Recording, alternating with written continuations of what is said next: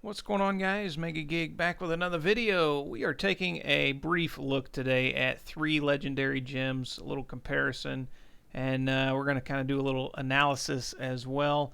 I've got an older video that I talk about kind of the difference between Pain Enhancer and Gogok of Swiftness, and I've been getting some comments and questions on this recently again on that video, and then during live streams and stuff.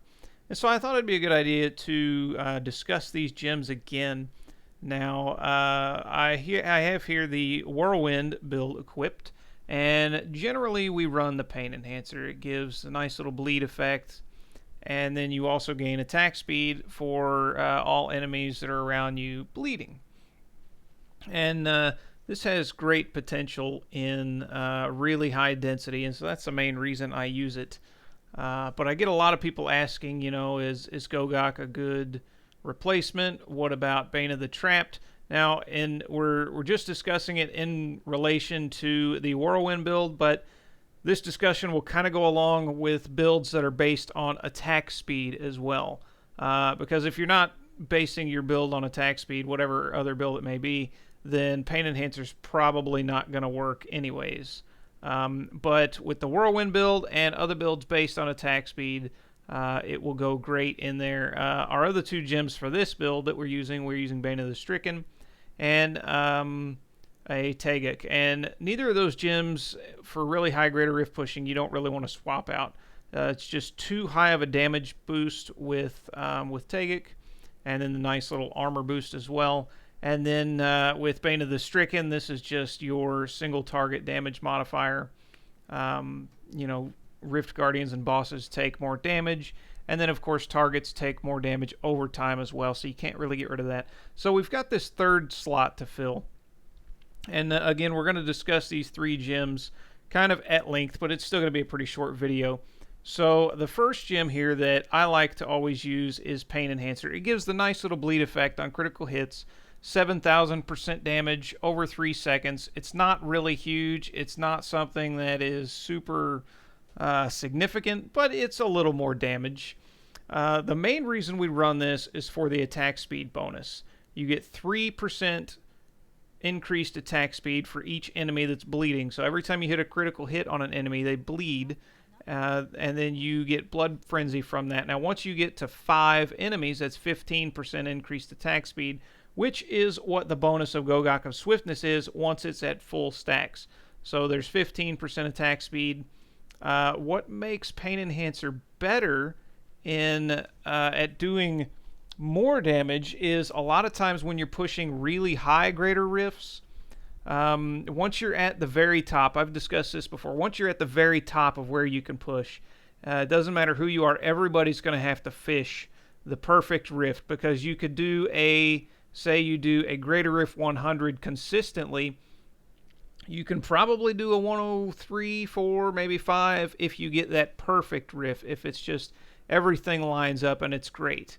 But then if you get a bad rift after that, there's no way you're going to go back and do another 105. It's going to have to be the same good or better of a rift with high density.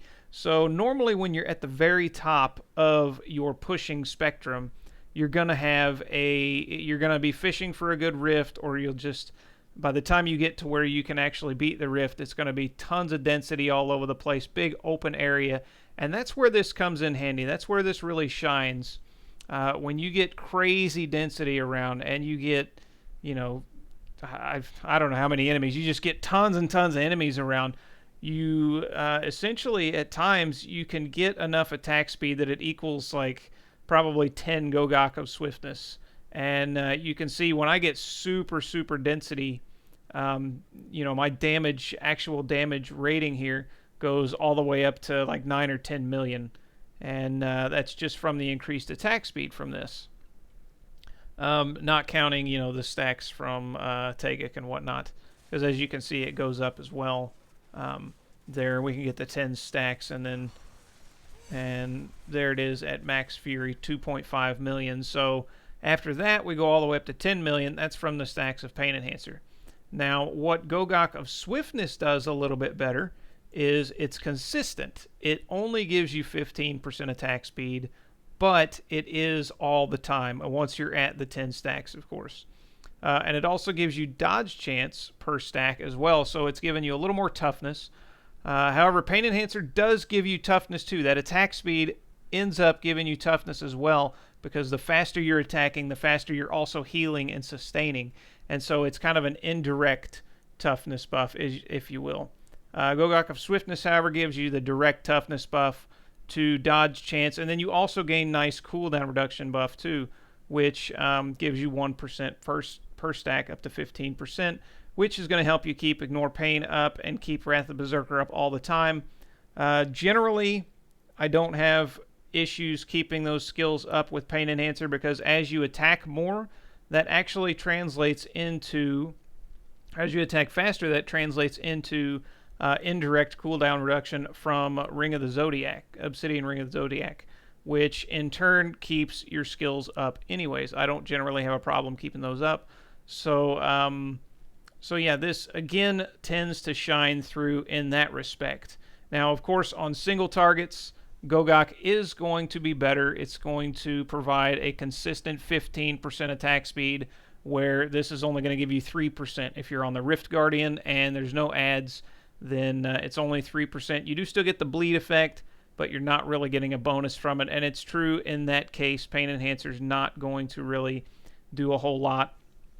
But Pain Enhancer in a very dense Rift will help you get to the Rift Guardian much, much faster, because your damage bonus is going so high in really dense rifts, and you can clear out everything, and then by the time you did so much damage and you've cleared out everything, the elite pack that you might be fighting in that density is probably down. You know, they've lost about 1/3 of your health. Then you can move on, drag them on, find another elite pack, more density, do the same thing, keep rinsing and repeating, and by the end of the rift, you either end up dropping them all then, or you've dropped them all, and you just end up killing things a lot faster. So the most consistent out of these two gems is Gogok of Swiftness, but the highest damage potential does come from Pain Enhancer. And if you get a Greater Rift Guardian that has a lot of ads, Pain Enhancer again is going to help you do more damage. Now, the third gem that we're going to talk about here, a lot of people ask, why don't you run Bane of the Trapped instead of Pain Enhancer, for instance, because it is a separate damage multiplier, and it's all the time. It's a straight flat boost on enemies that are slowed, and of course once it reaches rank 25, you get the second effect, where it has an aura around it that slows movement speed, which basically means you always have that flat damage effect. And there's a couple of reasons I don't use this on attack speed builds, or attack speed channeling builds, because we've got this. If it's an attack speed build but it's not a channeling build, then I use Pain Enhancer and I swap out Tegek for Bane of the Trap. But for this build, it's an attack speed channeling build. So why I use Pain Enhancer over Bane of the Trapped, even though this is a flat damage boost, and again, kind of like Gogok of Swiftness, it's more consistent. It does give you that straight flat damage boost on the Rift Guardian, or on single target, or just 2 or 3 targets or whatever. It does give you a really nice flat damage boost, which is great, and it's all the time. But there's no toughness buff with this at all, since you don't get the attack speed. You're not sustaining more, since you don't get dodge chance, cooldown reduction. Again, you're not mitigating more damage. All this basically is a flat damage boost. I guess you could say there's kind of indirect toughness, because enemies will be slowed, but it's just their movement speed, and it's just a little bit, 30%. They're not slowing the attack speed or anything like that. But what I've also found when using Bane of the Trapped, and I have tried it multiple times on the Whirlwind build, is when you get really dense situations, and say you've got 2 or 3 elite packs, and they're doing a lot of damage, because you're not getting the extra attack speed, say from this, or even this, the dodge chance and attack speed, your sustain hasn't gone up, and you actually can't sustain through all that damage. And so, yes, the enemies are taking a direct damage multiplier more, in my case 41.70%. Yes, they're taking that more damage, but you're not actually attacking faster, so you're not sustaining more, and in turn sometimes you can't stay alive to do that damage. And again, if you get a lot of really good density, this is still going to outshine Bane of the Trapped in damage. But again, it does Pain Enhancer. Again, it has the highest potential when it comes to density, but it does require density. It's if you only have 6, 7, 8 targets, it's going to outdamage Gogok of Swiftness a little bit, but it's not going to outdamage Bane of the Trapped. I don't know the actual numbers, how many targets you actually need to outdamage Bane of the Trapped. I'd probably say maybe like 12 or so. And it could be more than that. I don't know. I'm just guessing. But yeah, in high density, in really high density, Pain Enhancer is going to outdamage Bane of the Trapped, and of course it's going to outdamage Gogok of Swiftness. But it just depends on the build and your play style. For Whirlwind, I will stick with Pain Enhancer. Again, you get crazy damage in high density, and you get sustain from attacking faster, and it really helps you sustain through enemies that are doing a load of damage. It might not even be elites. It might be all ranged units and casters, and they do a ton of damage. And so you're going to want to be able to take that damage, and you're going to want to be able to sustain through that damage. And my life on hit personally is only from Paragon points. I've only got 8,000. Where my main healing comes in is from Whirlwind. Critical hits restore 1% of your maximum life. Whirlwind Blood Funnel. And so we need to attack faster and crit more to sustain. So the more we're attacking, the more we're sustaining. Or the faster we're attacking, the more we're sustaining. So that is kind of my little spiel on that. I hope you guys enjoyed the video. If you have any more questions on it, feel free to leave any questions or comments down in the video. And yeah, last time I did Pain Enhancer versus Gogok of Swiftness. Again, one's not really better than the other. We're just specifically talking for the Whirlwind build here or other channeling attack speed builds, but I can't really speak to like a wizard build or something because I haven't played them near enough. But yeah, that certainly doesn't mean because I'm picking Pain Enhancer here, that certainly doesn't mean that it's a better gem overall for Bane of the Trapped. Trapped finds its way into a lot more builds than Pain Enhancer does. But in the right situation, Pain Enhancer can outdamage either of these gems. And if you're on some kind of attack speed build, again, and if you're pushing really high greater rifts, a lot of times Pain Enhancer is going to come in very, very handy. Real quick, we can, I actually don't have my Hoda build on here on the live server, but Hoda build, for instance, is a great attack speed build, but it's not a channeling build. And so on that build, generally you run Pain Enhancer, again, for the attack speed, Bane of the Stricken for the stacks and the extra damage, and then since you can't use Tegek because it's not channeling, you'd swap out Tegek for Bane of the Trapped. And now you're using both Trapped and Stricken, and Pain Enhancer. So it really does depend on the build, but personally, my opinion on the Whirlwind build, these are the best 3 gems you can use for pushing highest greater rifts.